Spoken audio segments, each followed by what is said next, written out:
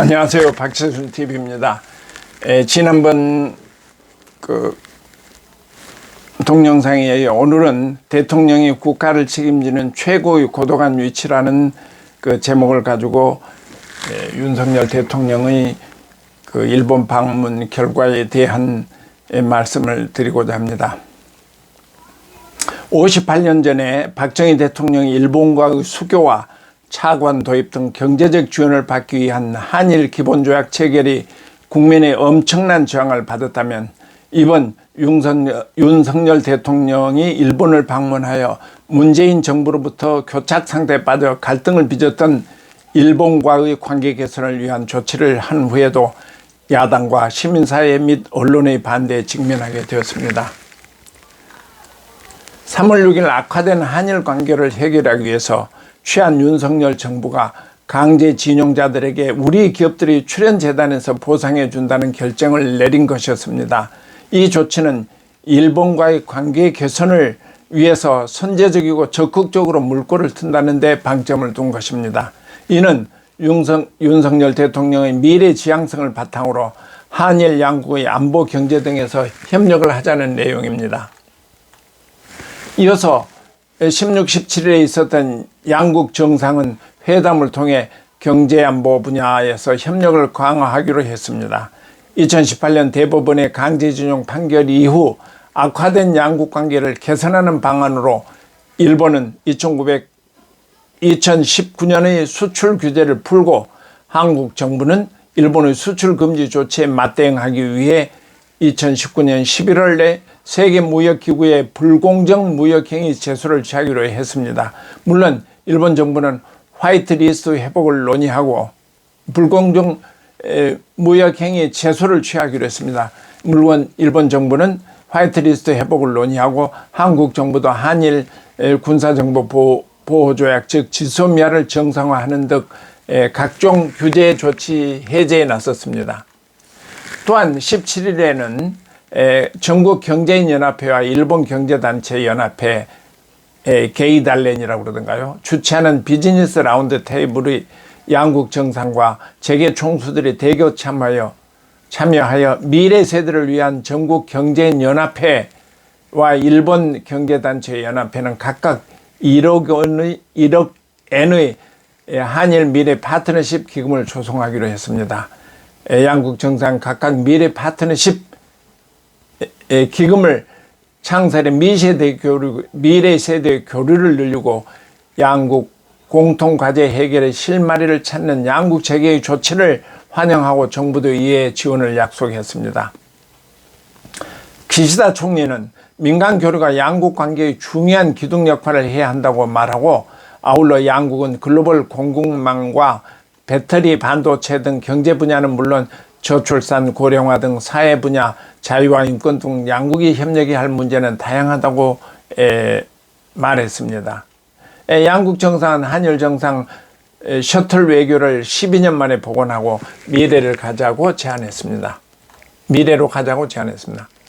윤석열 정부와 국민의힘은 1998년 10월 8일 김대중 전 대통령과 오부치 게이조 전 총리 대신이 공동선언을 통해 발표했던 한일 양국 간 불행한 역사를 극복하고 미래지향적인 관계를 발전시키기 위한 김대중 오부치 선언의 개성을 주장했으며 일본 기시다 정부도 김대중 오부치 선언에 담긴 일본 측의 통절한 반성과 마음으로부터의 사죄라는 역사 인식을 개성했음을 밝혔다는 것입니다. 한편 윤석열 대통령의 일본 방문을 통해서 일본 기시다 수상과 합의한 내용과 3월 6일의 강제징용자들에게 우리 재단에서 보상해 준다는 결정에 대해 야당과 해당 강제징용 단체와 언론 등이 대일 굴욕이라고 비판했습니다. 특히 제1야당인 민주당 이재명 대표는 최고위원회에서 윤석열 정권 일본 하수인의 길을 선택했다고 말하고 17일 가진 집회에서는 한일 정상회담에 대해 우리 외교사에서 가장 부끄럽고 참담한 순간이라고 맹렬히 비판했습니다. 또한 최대 현안인 강제징용 문제에 대해 일본의 사죄나 반성은 전무했다며 일본에 조공을 바치고 화를 간청하는 항복식 같은 참담한 모습이라고 지적했습니다. 친야당 성향의 언론인 한겨레와 경향신문 등에서도 윤 대통령의 그랜드 퍼주기와 외교 사유와 그리고 일본의 성의 있는 홍해에 전무하다며 윤 대통령의 외교 참패 등으로 비판에 앞장섰습니다. 물론 국민도 이 사안에 대한 부정적인 여론이 60%에 달하고 여당 지지율도 하락하여 일반 국민의 반일 감정을 그대로 보여주고 있는 것입니다.